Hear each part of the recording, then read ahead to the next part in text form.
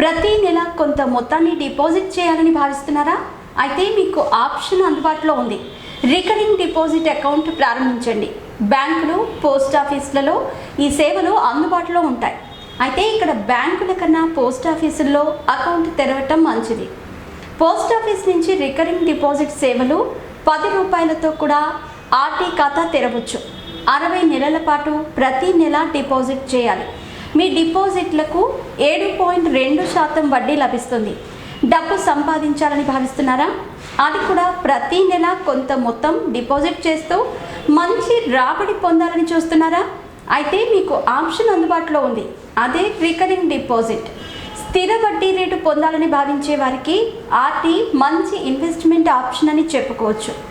Recurring డిపాజిట్ల విషయానికి వస్తే ప్రతి నెల కొంత మొత్తాన్ని నిర్ణీత కాలం పాటు డిపాజిట్ చేస్తూ రావాలి. బ్యాంకులకు వెళ్ళి ఆర్టీ అకౌంట్ని తెరవచ్చు.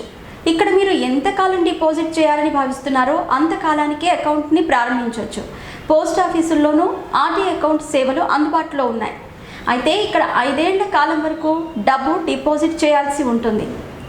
బ్యాంకుల్లో రికరింగ్ డిపాజిట్లలో కన్నా పోస్ట్ ఆఫీసుల్లో రికరింగ్ డిపాజిట్లపై ఎక్కువ వడ్డీ లభిస్తుంది.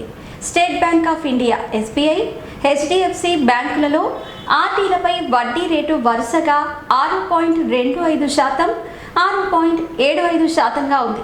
అదే పోస్ట్ ఆఫీస్లో రికరింగ్ డిపాజిట్లపై 7.2% వడ్డీ లభిస్తోంది. కేవలం 10 రూపాయలతో కూడా పోస్ట్ ఆఫీస్లో రికరింగ్ డిపాజిట్ ప్రారంభించవచ్చు.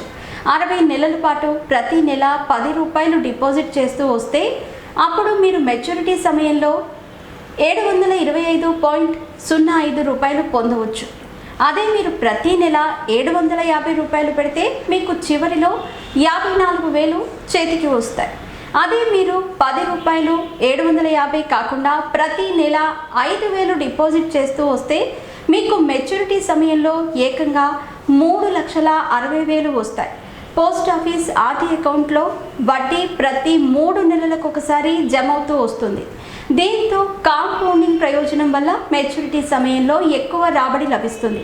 మీరు ఆర్టీ అకౌంట్ ప్రారంభించినప్పుడు ఎంత వడ్డీ రేటు ఉందో చివరి వరకు అదే వడ్డీ కొనసాగుతుంది.